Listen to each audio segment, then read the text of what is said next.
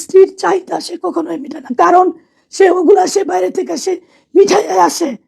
যদি মিঠাই না আসতো তাহলে ঘরের স্ত্রীর চাহিদা মিটাইতো। আমার মেয়ে আমাকে বলছে, আম্মু ওর কোনো ফিলিংস আমার সাথে কাজ করে না। এরপরে আপনাদের কাছে আমি আর কি বলবো বলেন? আমি কি ন্যায় বিচার কখনো পাবো?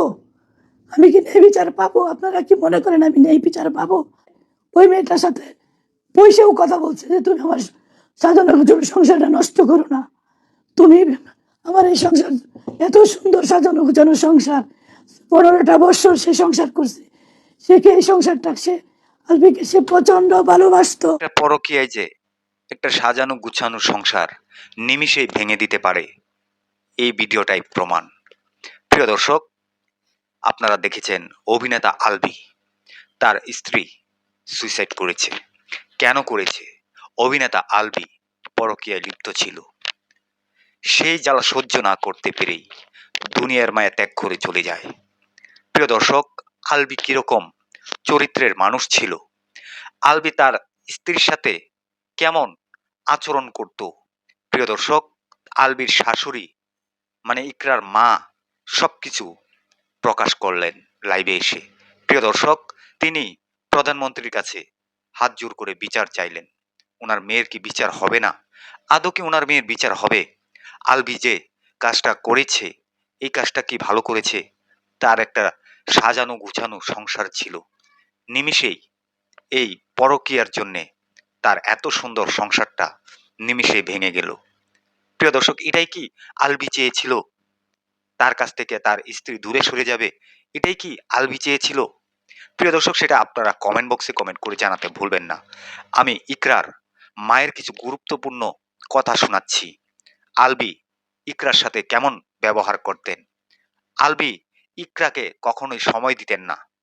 একটা নারী সব সময় চায় তার হাজবেন্ড তাকে পার্সোনালি একটু সময় দিক, কিন্তু ইকরার সাথে ঘটেছে ভিন্ন ঘটনা। প্রিয় দর্শক, আমি বেশি কথা না বলে সরাসরি ইকরার মায়ের মুখ থেকে কিছু গুরুত্বপূর্ণ আলোচনা শোনাচ্ছি। চলেন আমরা সম্পূর্ণ ভিডিওগুলা দেখে আসি।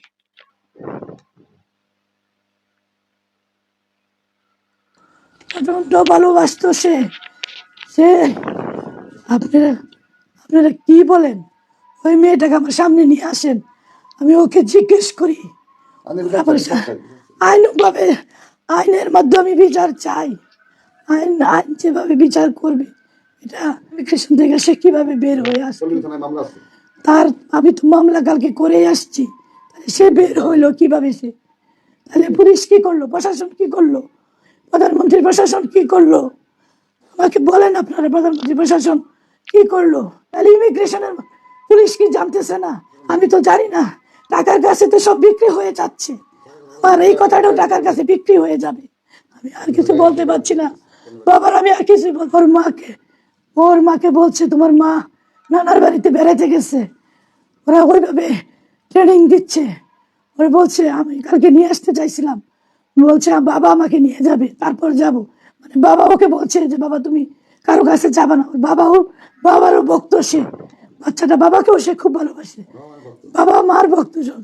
সে বাবা বলছে যে বাবার কথা কোনো সময় ফেলে না, বাবাকে সে অনেক ভয় পায়, মাকেও সে অনেক ভয় পায়, এবং মার কথা ছাড়া সে কারো কথা কিছুই বলবে না। মা যা বলতো, মা যদি বলতো এটা রাইট, এটা রাইট, অন্য কোনো রাইট না, তাহলে সে যদি বলছে বাবা আমাকে বলছে বাবা আমাকে নিয়ে যাবে, বাবা ওখান থেকে ফোন করে বলছে তুমি কারোর সাথে যাবা না, বাবার সাথে যাবা, আমি তোমাকে নিয়ে যাব, সে ওই কথাটাই বলছে, আর কোনো কথা সে বলে না।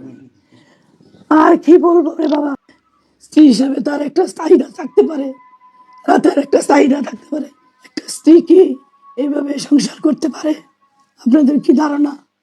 একটু সময় কি তার স্ত্রীর জন্য সে রাখতে পারে না? সপ্তাহে অন্তত পক্ষে 2 দিন তো তার স্ত্রীর জন্য রাখবে। মানলাম সে কাজ করে, কাজের ভিতর লক্ষ লক্ষ কোটি কোটি মানুষ নাটকে কাজ করতেছে, তাই বলে কি স্ত্রী সন্তানকে সময় দিচ্ছে না? সময় দিবে না?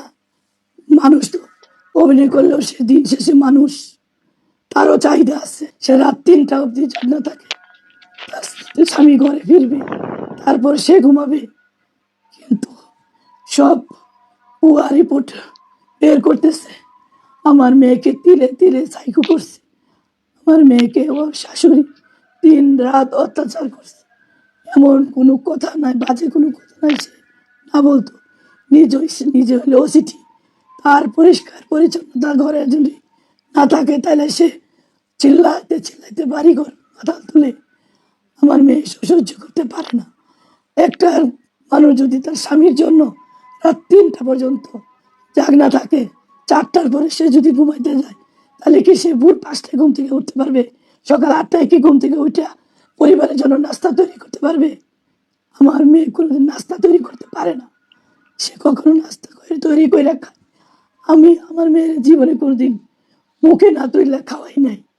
আমার এই বালুকা এন্টায়ার টোটাল বালুকার ঐতিহ্যবাহী ফ্যামিলি সন্তান সে হাবিবুর রহমান খান।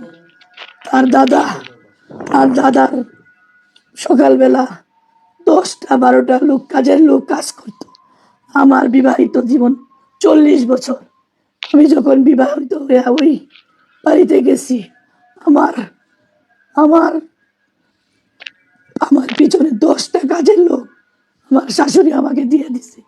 সেই করে নাতি সে কি ঘুম থেকে উঠে তার কাজের লোক রেখা দিলে সে কাজের লোকের হাতের রান্না খাবে না? আবার বলবে যে বউ কিছু সেবা করে না। তার ছেলের জন্য যদি সে রাত 4টায় জায়গা থাকে, তাহলে কি সে সকাল উঠে ঘুম থেকে উঠে সে নাস্তা বানাবে? এগুলা সে করতো, দিন দিন সে করতো। তারপর সে অতিষ্ঠ হয়ে সে আলাদা বাসা নেওয়ার সিদ্ধান্ত নেয়। আর যে কথাটা লিখছে যে ক্যান্সার, নেহালকে নিয়ে সে ব্যাংকক গেছে, সমস্ত ডাক্তারদের সাথে পরামর্শ করে ব্যাংকক নিয়ে গেছে। ব্যাংকক থেকে আইসা তারপরে সে দিল্লি নিয়ে গেছে। আমার মেয়ে হিন্দি, ইংরেজি এমন কোনো ভাষা নাই না পারে। সমস্ত আপনারা ওই ভিডিওগুলো সংগ্রহ করেন। আমার মেয়ে প্রত্যেকটা ভিডিও সে দিয়ে দিছে, তার মোবাইলে প্রত্যেকটা ভিডিও আছে যে সে কিভাবে ওই দেবরটাকে সে বাঁচায় নিয়ে আসছে। আজকে 5-8 বছর যাবৎ সে বাইসা আছে। সে আইসা পড়ছে একটা 1.5 বছরের বাচ্চা নিয়ে। সে ওই দেবরকে সুস্থ কইরা বাংলাদেশে নিয়ে আসছে। আলবি ইমিগ্রেশন থেকে, ওই এয়ারপোর্ট থেকে আলবি কিভাবে বের হইল, সেটা আমার প্রশ্ন আপনাদের কাছে। আমার যদি ন্যায় বিচারের জন্য আমার যদি দেশের প্রধানমন্ত্রীর কাছে যাইতে হয়, আমি তাও যাব। আমার একমাত্র সন্তান, সে বাধ্য করছে। সে 3টি বছর যাবৎ সে রাত 3টায় বাড়ি ফিরে, সকাল 8টায় সে ঘুম থেকে চলে যায়। তার আর কি আমার বলার আছে? সেই মেয়েটা ওর প্রত্যেকটা নাটকের দেখেন ওর সাথে কিভাবে ডলাডলি করে সে নাটক করে। আমার মেয়ে জন্মদিনের জন্য অপেক্ষা করতেছে। সে 2টা পর্যন্ত ওখানে জন্মদিন পালন করে সে 2:30টার সময় বাসায় আসছে। আগে তো সে তার ফ্যামিলির সাথে জন্মদিন পালন করবে। সে আগে ইন্ডাস্ট্রিতে কেন জন্মদিন পালন করবে? তারপরে এটা আমার মেয়ে মাইনা নিয়ে সে উইশ করছে। এরপরে আর কি করতে পারে একটা মেয়ে আমাকে বলেন আপনারা।